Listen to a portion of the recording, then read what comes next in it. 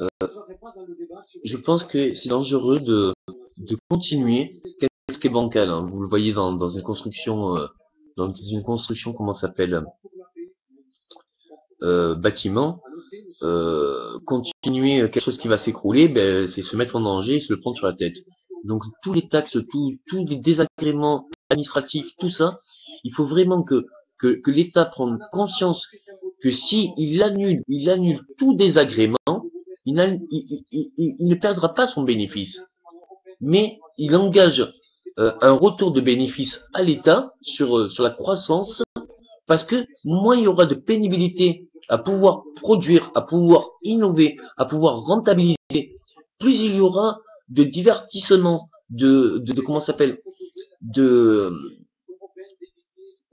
de plaisir pour la population à vouloir adhérer, à vouloir à s'investir, à vouloir participer, à vouloir se dire bon ben oui j'ai été précaire, oui ça a duré un temps et c'est ça, le marché du travail était très dur, les conséquences étaient compliquées, l'administration oppressante, on savait pas où aller, ça changeait tout le temps.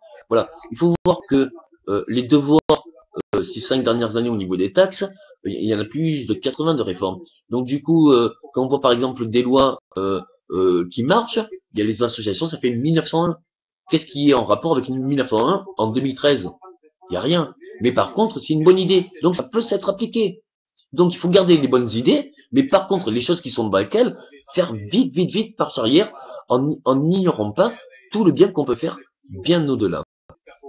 Maintenant, pour tout ce qui est de la Centrafrique, tout ça, vous comprenez bien que oui, on a des problèmes dans le tourisme, et c'est ça. Et on a du problème aussi dans l'humanitaire. On a des problèmes aussi dans nous intérieurs. On a plein de chômeurs. Mais maintenant, qu'est-ce que ça? Si on assume une partie des frais quotidiens, c'est-à-dire une autonomie pour un bénévolat, bien les personnes qui pourront y aller, ils iront pas forcément pour le bénévolat, mais ils pourront y aller parce qu'ils auront aucun frais entre contrepartie du bénévolat. Donc du coup, ils verront du pays, et de voir du pays, eh bien, pendant que eux, ils feront le bénévolat, vous comprendrez bien que les richesses de différence, parce que si on fait toutes les choses dans le même sens, comme l'OGN, tout ça, vous voyez bien que si ça a le même goût, ça ne ressemble à rien. On ne peut pas dissocier le bon. Alors qu'avant, la variété, c'est-à-dire quelque chose d'amer vous fait apprécier quelque chose de goûteux. Mais tout le goûteux, vous fait dire que oui, le amer, vous savez ce que c'est pas ce qui est bon. Donc il faut faire les choses au bon moment, et surtout bien penser comment on peut profiter de quelque chose qu'on n'imagine pas encore. Parce que la personne qui reviendrait de Centrafrique se rendrait bien compte que effectivement, oui, on peut avoir un retour, même à court terme, hein, de nos bénévoles, hein, 2-3 mois, il peut y avoir, s'il y a une mobilisation, bien des réalisations qui sont faites sur la gestion, sur l'éducation, sur bien des niveaux, des méthodes d'organisation, de travail, de tout sujet. Mais en plus, toutes ces personnes qui auront été s'ouvrir sur des nouveaux éléments, sur des nouvelles formes de vie, sur des nouveaux environnements, sur des nouveaux sujets, sur de nouvelles cultures, sur des nouvelles souffrances, je peux vous dire que quand elles vont revenir, si elles savent pas pourquoi elles partent, elles sauront pourquoi elles reviendront. Et peut-être qu'elles pourront décider de rester ici et ça.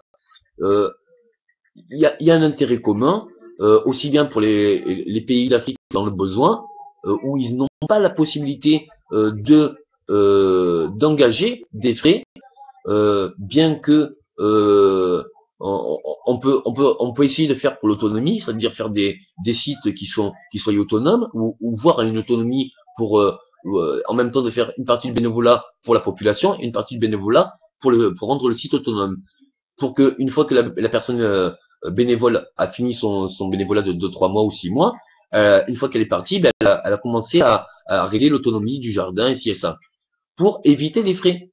On peut pas, et même si vous regardez que un pays a besoin de frais, a besoin d'argent, quelle qu'en soit la somme qu'on lui donnerait, lui, s'il ne sait pas en produire, eh bien, il prendra, et il arrivera à un moment donné ou à un autre, il l'aura plus. Donc, au lieu de donner de la matière, au lieu de donner de l'argent, apprenez aux gens à être autonomes par leurs propres moyens. Donc, il faut vraiment trouver les meilleures attitudes, mais ce qui est le plus bénéfique. Bien sûr, donner de l'argent, ça peut aider dans l'urgence. Mais si, par exemple, sur les 100% qu'on comptait donner, on en garde que 30% pour l'urgence, pour vraiment être efficace des besoins urgents sur tout sujet, et qu'on met 70% des autres moyens pour justement le bénévolat ou autre, ben, ça nous reviendra moins cher. Ça nous permettra de faire comment s'appelle, un échange de gestion de ce que les Français ont et de ce qu'on peut faire aussi selon les besoins étrangers.